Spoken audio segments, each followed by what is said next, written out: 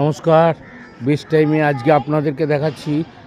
এইটা হচ্ছে ইস্ট বেঙ্গল ক্লাবের fan club red and gold লেগাসির এইটা কোচিং ক্যাম্প। এই যে সবাই প্র্যাকটিস করছে, এখন এই বাচ্চাটা প্র্যাকটিস করছে, দেখছেন তো?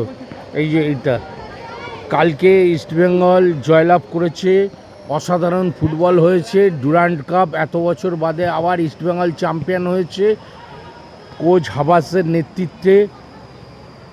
খুব ভালো দৃষ্টিনন্দন ফুটবল খেলা হয়েছে কালকে, যা অনেক দিন আমরা দেখিনি।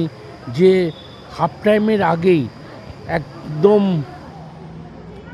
মানে টেনশানহীন ফুটবল, ইস্টবেঙ্গল সাপোর্টাররা বিশেষ করে টেনশানহীন ছিল যে পর 3টে গোল হয়ে যাওয়ার পর একটা গোল খেয়েছে, ঠিক আছে, পরে আবার একটা গোল হয়েছে, 4 গোল, তার মধ্যে একটা হ্যাট্রিক। মিজো ইন্ডিয়ান স্ট্রাইকার, সে হ্যাট্রিক করেছে। এটা সত্যি আমরা ভাবছিলাম এই যে ক্যাম্পের প্র্যাকটিস হচ্ছে, এই মাঠ থেকে ইস্টবেঙ্গল ক্লাবের জন্ম। এই মাঠই এখন এই পুজোর জন্য এখন প্যান্ডেল তৈরি হয়ে গেছে, আর কিছুদিন বাদেই এখানে দোলনা টোলনা চলে আসবে, তারপরে প্র্যাকটিস আমরা বন্ধ করে দেবো, আবার পুজোর পর চালু হবে। কিন্তু কালকে খেলা দেখতে দেখতে ভাবছিলাম, খেলা হচ্ছে, এত আনন্দ, এত উন্মাদনা, সব ঠিক আছে, 60 থেকে 70 হাজার দর্শক কালকে ফুটবল খেলা দেখতে ঢুকেছে।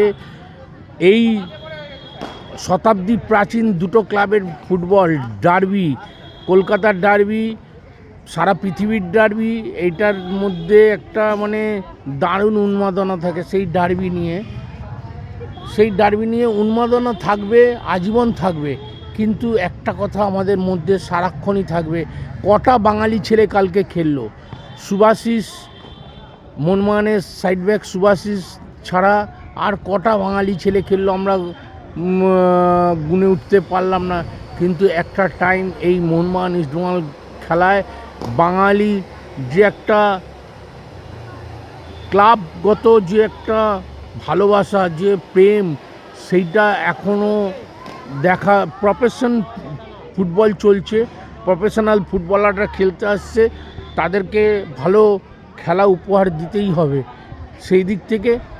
কিন্তু ক্লাব প্রীতি এই সবগুলো আর এখন আর চলে না। তাই আগামী চাই আমরা এই যে প্র্যাকটিসের মধ্যে সবসময় বাচ্চাগুলোকে রাখি, এই প্র্যাকটিসের মধ্যে এখান থেকেই একদিন, কে বলতে পারে না যে এখান থেকেই একদিন বাইচুং ভুটিয়া, সুনীল ছেত্রীরা বেরাবে না।